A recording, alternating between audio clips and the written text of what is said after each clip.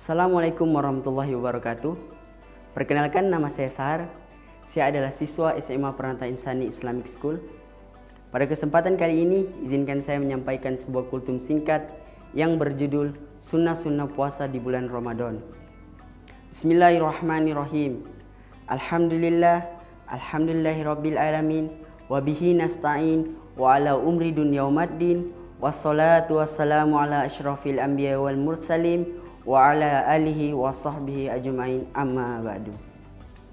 Yang pertama yang harus kita utamakan, marilah kita panjatkan puja dan puji syukur kita atas kehadirat Allah Subhanahu wa taala yang telah memberikan kita nikmat sehat, nikmat Islam, serta nikmat-nikmat lainnya yang tidak bisa saya sebutkan satu persatu.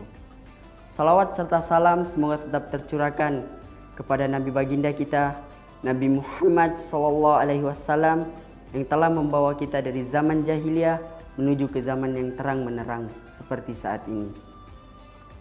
Puasa merupakan ibadah istimewa yang pahalanya tidak terbatas. Semakin berkualitas, semakin Allah cinta dan semakin besar pula pahalanya.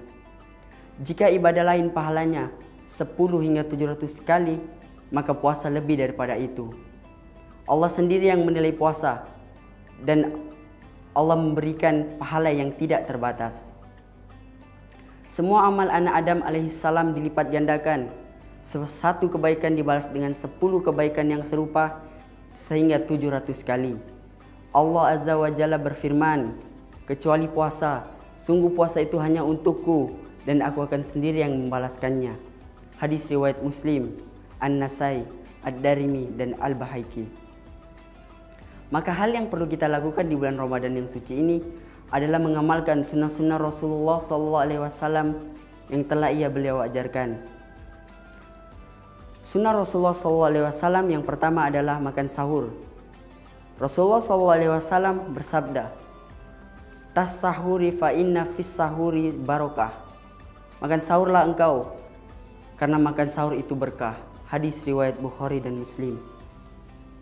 Said bin Sabik menjelaskan dalam fikih sunnah bahwa hal yang menyebabkan sahur adalah berkah karena ia menguatkan orang yang berpuasa, menggiatkan dan memudahkannya. Para sahabat yang merupakan penerus generasi cinta sunnah adalah para pionir dalam mengamalkan sunnah ini. Ammar bin Maimun berkata, sahabat-sahabat Rasulullah adalah orang-orang yang menyegerakan berbuka dan paling lambat bersahurnya. Hadis riwayat Bahaiki.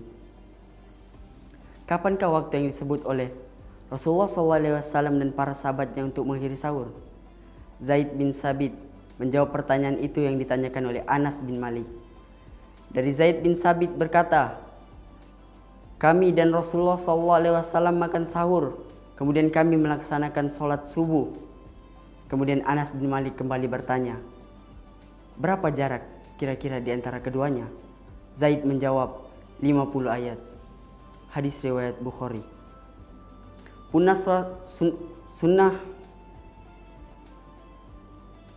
Sunnah puasa yang kedua adalah menyegerakan berbuka. Rasulullah SAW bersabda, manusia tetap dalam keadaan kebaikan selagi ia masih menyegerakan berbuka. Muttafaq alaih. Apabila matahari jelas terbenam, maka disunahkan untuk menyegerakan berbuka. Dan sebaik-baiknya berbuka adalah dengan memakan kurma. Dan jika tidak ada, bisa dengan meminum air. Yang ketiga adalah memperbanyak doa. Kenapa? Karena Rasulullah SAW mengatakan, orang yang berpuasa tidak akan ditolak doanya oleh Allah Subhanahu wa taala, baik saat ia sedang berpuasa maupun saat ia berbuka. Rasulullah SAW bersabda, sungguh doa orang yang berpuasa itu saat berbuka tidak akan tertolak. Ada 3 orang yang tidak akan ditolak doanya oleh Allah Subhanahu wa taala. Yang pertama, imam yang adil, dan yang kedua adalah orang yang berpuasa sehingga berbuka, dan yang ketiga adalah orang yang dianiaya. Hadis riwayat Bahaiki. Setiap dari kita pasti memiliki hajat terhadap Allah Subhanahu wa taala. Dan setiap orang di dunia ini pasti memiliki masalah. Dan setiap insan pasti memiliki problematikanya sendiri-sendiri. Maka kita berdoa kepada Allah, memohon solusi dan jalan keluarnya. Dan yang paling penting, kita berdoalah untuk akhirat kita. Sangat takutlah jika kita hanya berdoa untuk dunia, maka kita tidak akan mendapat kebaikan di akhirat. Bismillahirrahmanirrahim. Faminan nasi may yaqulu rabbana atina fid dunya wa ma lahu fil akhirati wa minhum wa minhum may yaqulu rabbana atina fid dunya hasanah wa fil akhirati hasanah wa qina azabannar.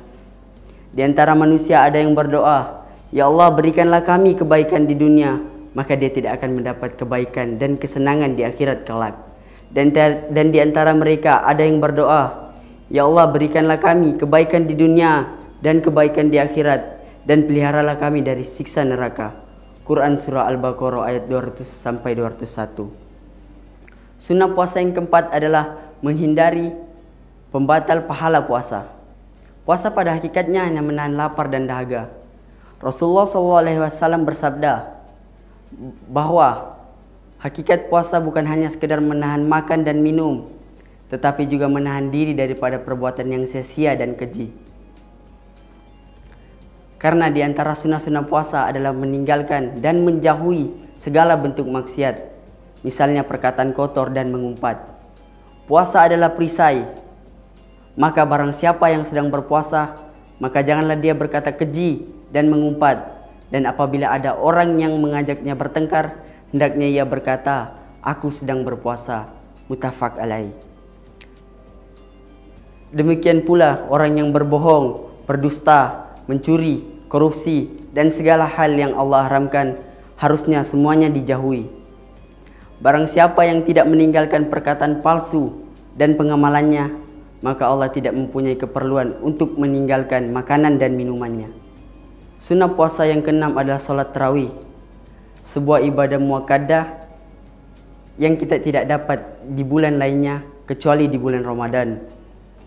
Maka pada kesempatan yang langka ini, marilah kita manfaatkannya sebaik mungkin, dan jangan biarkan diri kita tertinggal satu malam sholat tarawih pun.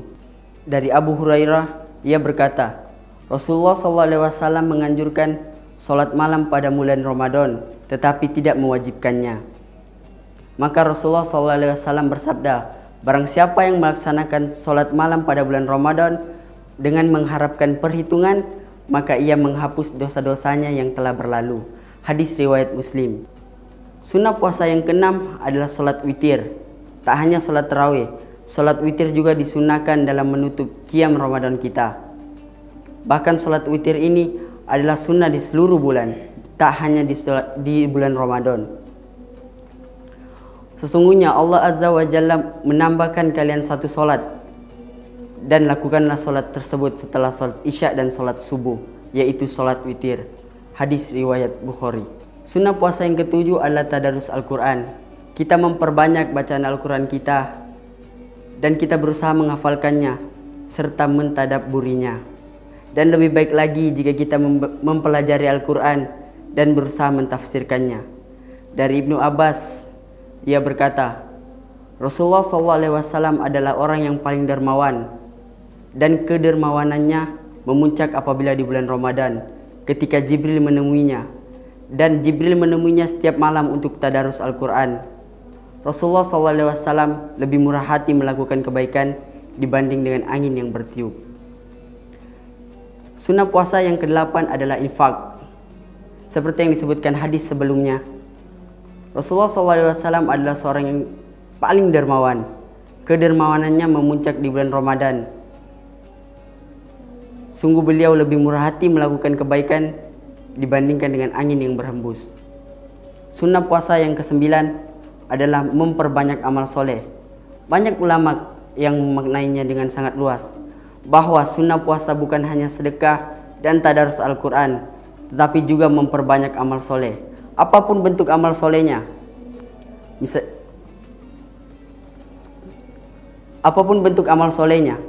seperti ritual zikir atau amal sosial menolong orang lain, akan Allah lipat gandakan pahalanya.